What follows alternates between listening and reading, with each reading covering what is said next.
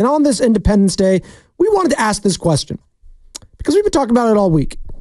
Klay Thompson is no longer a Golden State Warrior, and reading between the tea leaves and all these reports, whether it's from Ramona Shelburne, Kendra Andrews, Anthony Slater, Marcus Thompson, there's one word that kept coming back to mind with Klay Thompson.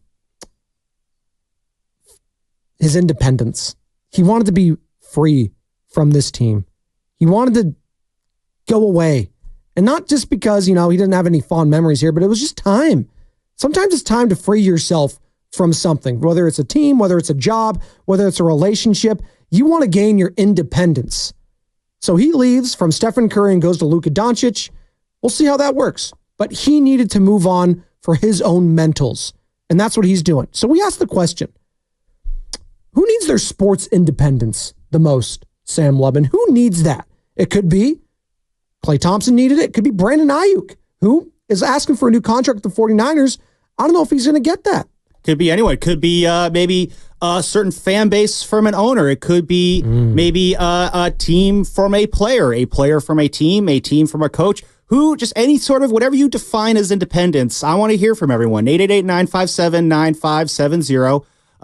Who needs their independence? Who needs the independence that Klay got from the Warriors when he went out to when he's going to Dallas now, part of that sign and trade. And Spadoni, in the last segment we were talking about, like, how did it get to this point? How did it get to the point where Klay had to, declare that he will not go quietly into the night, that he will celebrate his own indendence? Thank you for the Independence Day reference. Oh, it's one of my favorite movies, Pullman, by the way. We'll be playing that clip a little bit later on. That is a 4th of July tradition for your boy there. We're talking about how he got to this. There's the injury aspect of it, of course. But I don't think it's just that. I think there's other factors too. And by other factors, I kind of want to pull the drop up, but I can't pull the drop up and talk at the same time. There it is. Shocked you talking to me. There's that factor too, the Draymond Green factor. And the thing I was thinking about yesterday, and I was, I was talking with Bonte and Mark Grandy, who does Willard and Dibs. I think he's on. No, he's off today. Lucky guy. It's going to be Dumas and Evan Giddings today. Oh, okay. There you go. Can't wait for that from 12 to 4 after us. So we're live and local all day, baby. You gotta be listening to 95.7 The Game. Again, we're on Lowry Markkinen watch. Lowry Markkinen. Excuse me. Oh, we should put like a jar. There's the swear jar. There's the Lowry jar. I don't get paid enough for Odyssey for do that, unfortunately. But Lowry Markkinen watch today here on 95.7 The Game. So don't go anywhere. We're here all the way up until 4 o'clock. So if any news breaks, we will be giving it to you, Sam Lubman. Yeah, but so we're just shocked. Like, if I told you, like, even just 3 years ago, Klay Thompson will be with the Warriors, Draymond Green will be with the Warriors longer than Klay Thompson. That would have been just a crazy thing to think about. And you think just everything that's gone on with this organization the last few years and how they've kind of kowtowed to Draymond Green. He called this the most important year of his life, the most important season of his career before the season started. And this season was so important to him that he missed almost a third of it due to being suspended. And I just don't understand how you could have a season of that importance and then put together the performance you did and think that's okay. But for the Warriors, apparently it was okay because they gave him the deal last summer. They have done, in no way, shape, or form kind of condemned any of his actions. They're not holding him in check at all. And if you're Klay Thompson, I think you get to a point where it's just like, why am I dealing with this nonsense? This guy is sometimes an anchor on our team's success. I mean, what is it? Fitz said enough. If Draymond plays a full season this year, Fitz, obviously Bob Fitzgerald, voice. I live with these people. I love these people. They're part of my family. He knows these people. They're his family. He knows what's going on. Fitz knows if Draymond is playing he doesn't have to play the all 82. If he can play, 77 games, something like that, because you're going to give him some load management here and there. Warriors, they're a 44-win team, 46-win team last year. We're a 43-win team, dude. Like, you're probably close to a 50-win team if you have a full complement of Draymond Green games. But maybe. It's hard to. He missed 25 games. You got to figure that they would have a few more wins in that time period. But also, Kuminga may not have developed to the player that he was during Draymond's absence. So there's this butterfly effect and how attractive it is of a piece. Like, it might be easier to move off of Kuminga if Draymond didn't get suspended for all those games, right? Like, it would have been easier for them to say, "Oh yeah, you want Kuminga? Utah Jazz, sure, take him." But because he showed so much in that stretch now, you're thinking, oh, maybe this is a piece. And that's a good thing, because I do think the potential of Jonathan Kuminga could be a multi-time All-Star. I know Lauri Markkanen's already a one-time All-Star. I get that. And can Kuminga ever be better than Lauri is now? Maybe.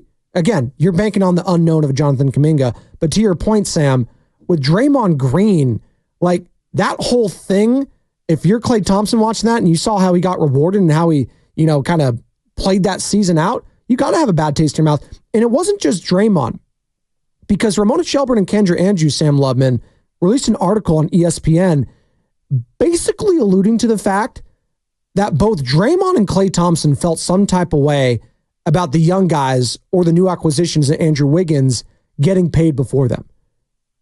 And I don't know if Warriors fans, how should I put this? I don't know how they should feel about that, because on one hand, they're made guys. I could understand them saying, hey, you made those guys more of a priority than us when we've already won 3 championships prior to that one in 2022. We should be the priorities. But it wasn't their turn yet. It wasn't their turn yet. And they are the future of the team. They should have seen the writing on the wall. Maybe that's why they made such a big deal about it behind the scenes. Like, Jordan Poole was supposed to be the future. Andrew Wiggins was supposed to be the guy to take over for Klay and be that next two-way player. So I understand Bob Myers at the time, who was the president of basketball operations for the Golden State Warriors, prioritizing those guys before Draymond and Klay.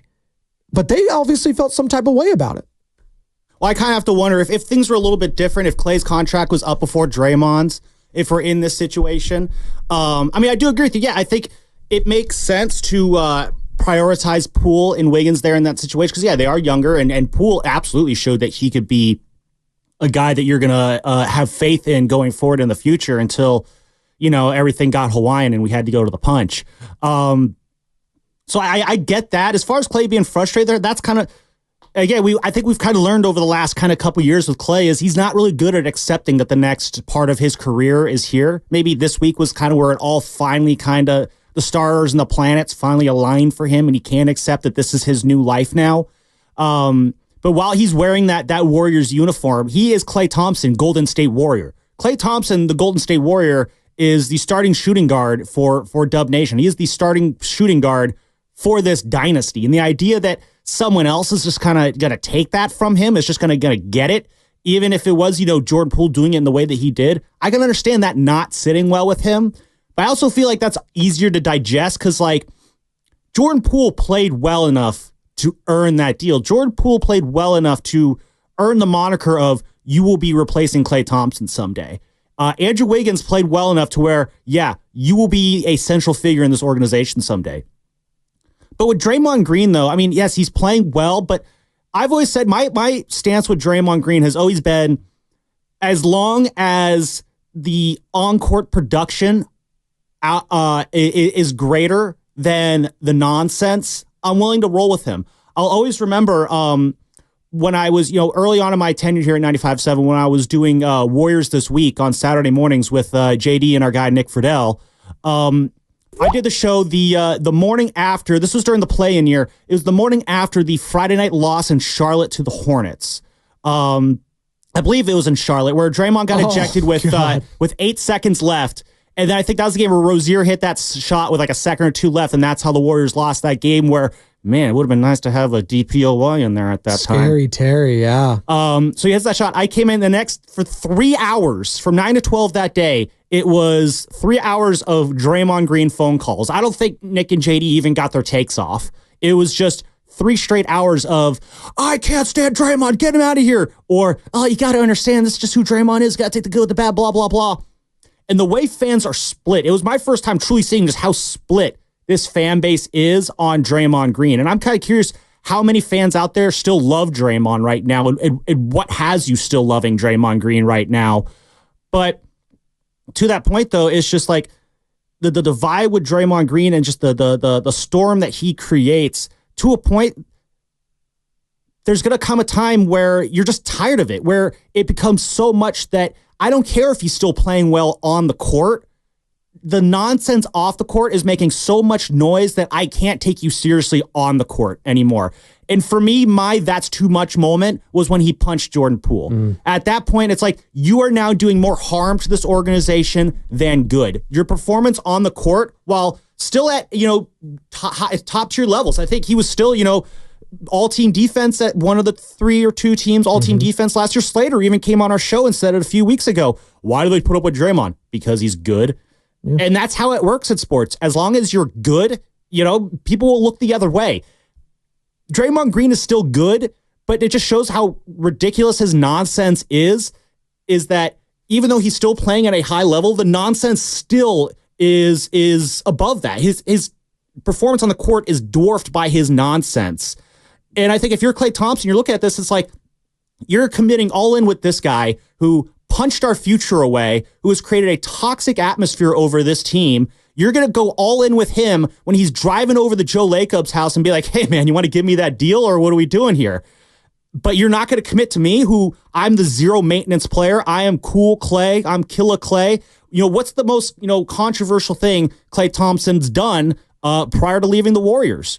Is it dumping one Instagram model for another? Like, if people got mad at him for doing the 4 ring fingers to Devin Booker. Yeah, and that was really cool because you know what, Devin Booker, you have 0 rings. So yeah, if I'm Klay Thompson, I'm gonna hold up my 4 fingers there and let Book know, hey, this is where you stand, young buck. But that's the thing. If I'm Klay, I'm doing all this. I've represented this organization in about as perfect a way as possible. But you're gonna go all in with this guy and not me? No, if I'm Klay Thompson, I'm thinking, well, yeah, I'm going to go somewhere where they are going to appreciate me. And, we've been hearing about it. We've been reading about it. And Kendra Andrews, when she was on yesterday, she alluded to it, and Slater the day before. Klay wanted the Warriors to come to him. Klay wanted the Warriors. He kind of tested them to a sense. I want you to come to me and make me feel like I should still be here. Well, that's what everyone should want to feel. I want to feel wanted, whether that's in any relationship, whether that's in a business, a loving relationship, whether that's you and a parent, you and a sibling, you and a bot, like, you want to feel wanted. Like, that's only normal. And he told Steph, don't go to bat for me. I want Lacob, I want Dunleavy to come to me. Because that's how you know for sure. And that's how you know for sure. And he wants to feel wanted. And it would not have felt authentic if Steph had gone at bat. And he would have, by the way, he's a Splash brother. He would have told the ownership, no, you give Klay what he wants. And they would have done it. And they would have done it. But Klay didn't want that. And Klay knew that would be the case because Klay also knew, he gave them basically an ultimatum like, hey, listen, you come to me with the contract or I'm just going to dip. And they never came to him. And that hurt Klay because he was even willing to take even more of a discount than what the Warriors offered him originally, the 2 years and $48 million. In the Kendra Andrews and Ramona Shelburne piece, they said that he, in his camp, wanted 2 for $40. So that's $20 million a year. That's an $8 million decrease per year, saying, hey, we'll just do that, right? And then they were still like, actually, no, we're not going to do any deal, actually. And then Lacob and Klay, they went to go play golf. And that was kind of just the icing on the cake, really, and just kind of putting it back in that pastry box saying, yeah, this is it. We're done. We're going to ship you off. And that was just Lacob's way of just being respectful to a Hall of Fame guy, a Splash brother, a Jersey retirement guy, a legend in the Bay Area, deserved that kind of, closure with the owner because Joe Lacob knows.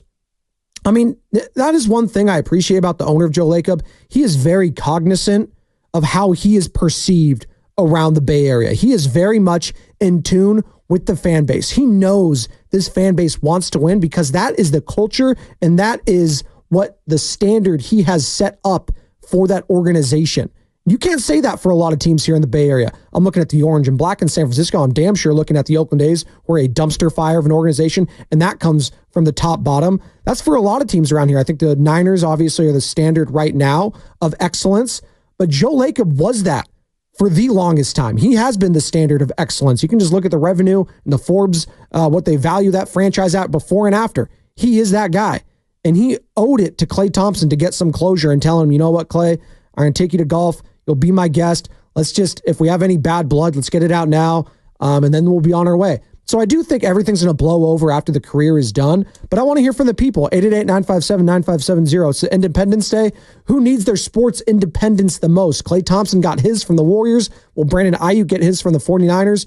Let us know. 888-957-9570. Let's go out to Tony in Fremont. He wants to join in on the conversation. Tony, what's going on, man? You're almost Spadoni and Lubman. Happy Independence Day, gentlemen. Glad you guys Happy are Independence Day to you too. running the show today. What do you got? So when I look at Draymond Green's stats, and I fully appreciate and respect what he did for the organization and how valuable he was. But going forward, looking at the league, looking at how young all these teams are, I just don't know that there's a team out there that needs a Draymond. And so if they can do it without a Draymond, why are we so convinced we can't do it without Draymond? Well, Tony, real quick, and I want you to respond because Stephen Curry wanted Draymond. That's why. Stephen Curry needs Draymond because that's all he has known.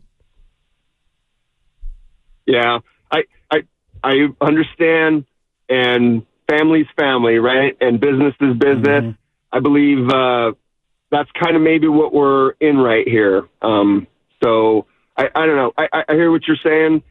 If we're in a business and we want to win, let's look at it's a copycat league. How are other teams doing it? Do they need someone who scores 8 points and has 6 assists a night? Like, is it that essential for these other teams that had so much success?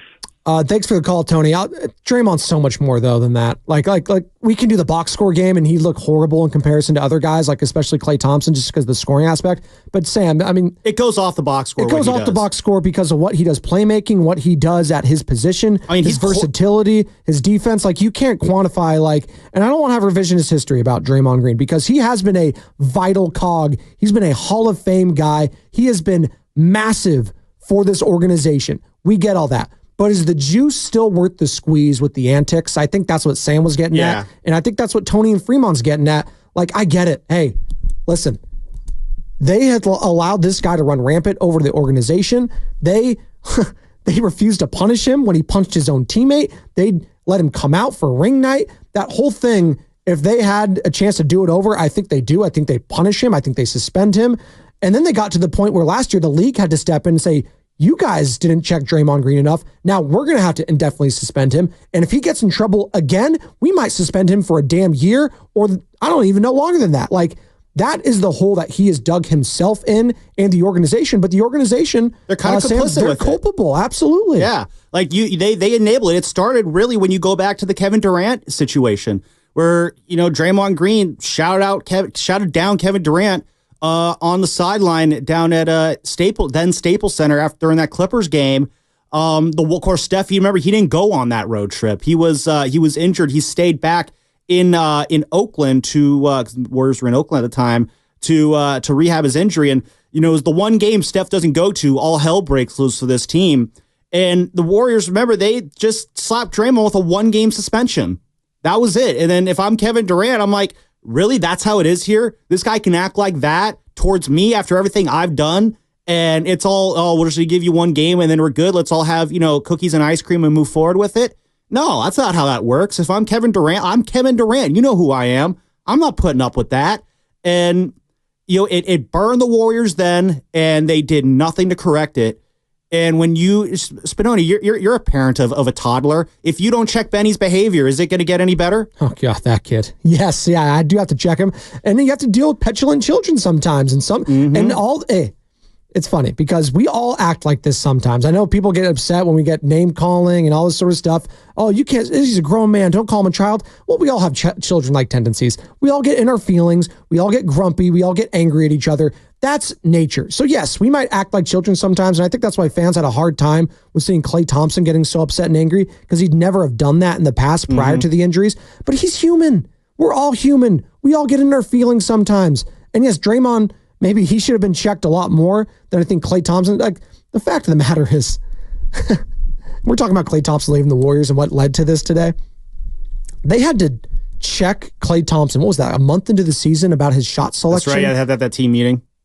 When were the team meetings with Draymond Green? When was that taking place? When did we see the reports for that taking place? You know why we didn't see that? Because everyone's afraid of that guy in the organization. That's why no one had the balls to step up to him and say, you know what? No, that is wrong. We can't do that. And I know Steve Kerr in the past has spoke through the media and say he knows he can't do that. He messed up. He needs to take it. Hey, He deserved that suspension. He deserves it. I think we had the drop. He deserves it. Like, we get all that.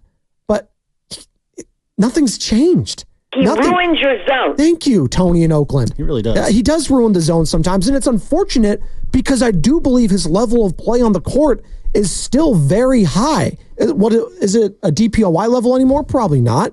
But he's still damn good, just like Stephen Curry is still a top 10 player, not top 5 right now, but a top 10 player, still so good. But it's just the other stuff that I think it really pisses fans off, and I think it's pissed them off even more seeing their guy Klay Thompson, who is so beloved by, I want to say, most of the fan base, because I think the fan base is still split on Draymond Green. They're just wondering right now, they're waking up and saying, God, I have to see Klay Thompson in a Dallas Mavericks uniform, and Draymond Green is still in Warriors. I get crazy. it. It's crazy to think, but like, here's the thing, like, Draymond, he chased Kevin Durant away, basically. I mean, I don't know if Draymond doesn't say anything to KD there, if KD's like, hey, give me the ball, and Draymond's like, okay, sure, maybe next time. And that's where it ends. I don't know if KD comes back or not. Maybe he was ready to go regardless, and that was just kind of like the straw that broke the camel's back, or maybe that's just the moment where we're going to point at that and say that was it, even though it was already decided. Well, that's for the 30 for 30 to tell us someday, which, oh man, talk about the 30 for 30 on this Warriors dynasty. It's going to be like a you're going to have to do a full 24 season episode. It's going to have to be like a Jordan type doc. Oh, I don't even know if 10 episodes enough. It's going to be called the Golden Era too. I already have it right there. It's the Golden Era, and then it's just going to be like a 10 episode thing about all the different players, all this sort of stuff. And it's going to be. See, I don't think 10's going to be enough. I think they're going to have to go a full 24 episode season here. I think you can go 10 episodes. If Michael Jordan could do it, the 90s Bulls. I mean, I feel like that whole Kevin Durant thing, that's a whole episode right there. Michael also had everyone watching it because it was a pandemic, so we couldn't Honestly, leave. I think you could do 10 episodes on just the last 5 years of Warriors basketball from that finals loss till now. So, I mean, you still got to do all the stuff before that too, but I don't want to get too off subject there, but just kind of get back into the Draymond thing. They're like, he chased Kevin Durant away, does nothing. But I feel like where Warrior fans were at with Kevin Durant, for whatever reason, he was never fully accepted by this fan base because he was the outsider. You know, there's the whole, is dumb, by the way. Warriors are better without. Thing I've ever heard in my life. Whenever people say, "Oh, the Warriors are better without KD," it's like, no, the Warriors are not better without KD. All right, the Warriors are just better. You had the best player in the league on your team for 2 finals. You had 2 back-to-back finals MVPs. The guy gave your calf in his leg for this organization to come back sooner than he probably should have. In the finals was Enfuego. After the heat that he took to come here, too. Because remember, he was joining a 73-win team, and that was a lot of the frustration. It wasn't just that the Warriors got KD. It's that KD came to a team that had just spent the previous season obliterating the league up until the last 3 games. But that was like, KD took a lot of heat coming here. He put a lot on the line to come here, and Warrior fans, I don't think ever really truly appreciated the greatness that he brought here. And we watched for 3 years, Spadoni, the best basketball that anyone in the Bay Area will ever see ever in their lives. Like, you will never see better basketball than what we saw during those 3 years. It's just, it's not going to happen. It was the greatest offense in the history of the NBA. And the defense was pretty damn good, too. The defense was incredible. The defense is slept on because the offense was just so much better than the opposing team's defense. That part does get slept on. When you got Draymond Green, when you got Iguodala, when you got Sean Livingston, when you got Kevin Durant, who was playing as a DPOY type of level, he was that damn good because he was focusing in on it. Kind of thinking back to LeBron with the Heat, right? When he started focusing on defense.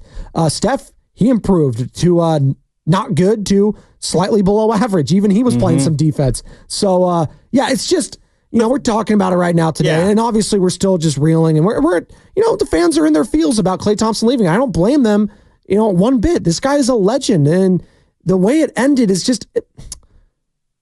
who's that song? Is it Avril Lavigne, So Much for My Happy Ending? That doesn't happen. An Avril Lavigne reference. I did an Avril Lavigne reference. You can tell that there's 2 90s kids doing this show today. Well, also, we have Alice right near us. I did hear, they're blasting Complicated the other day. Lady Gaga and Avril Lavigne right near the studio, so we just hear it all the time. Why you gotta make things so complicated? That's kind of what if Avril Lavigne is the Warriors right now. If there was an artist that could encapsulate the Golden State Warriors where they are, it's Avril Lavigne and some of her songs and the teenage angst, because there's a lot of feelings happening. Oh, yeah. Draymond acting like he's somebody else got me frustrated. But as I was saying, like, I feel the Jordan Poole thing, too, was the next step of it. And I'm basically the point I'm trying to make here is just like, Draymond, he pushed Kevin Durant out, but fans were never truly all in on Kevin Durant. So you're going to look the other way in a sense if you're a fan. The Jordan Poole situation, I remember right after that happened, I was talking with Bonte, and that's when the news broke from Chris Haynes. Oh, the Warriors say that Jordan Poole's been acting really, cocky after he got his new contract set up. That came out within an hour of at the time it was called the slap had broken. So Draymond's PR team, they were on this really, really quick, and I think they set the tone right off the bat. Spinoni, how many people still think Jordan Poole deserved that punch? Oh, we not as much, but we get callers that say every now and then it happens. But for that first year, though, first year, and there were I hate to call people out, but there were people at this station who were saying, "What did Jordan Poole do to bring it on himself?" They were trying to blame Jordan Poole for being in the way of Draymond's fist. Funny how that changed after the video got posted, huh? Even still, people still wanted to blame Jordan Poole for it. So I don't get it. But here, though, it's Draymond crossed another line here, though, with his attitude being a reason why. I'm not saying it's the reason. It's not the only reason. There's lots of moving parts here. But Draymond's attitude chased away Kevin Durant. Draymond's attitude chased away Jordan Poole. And now it's the third time that his attitude has played a role in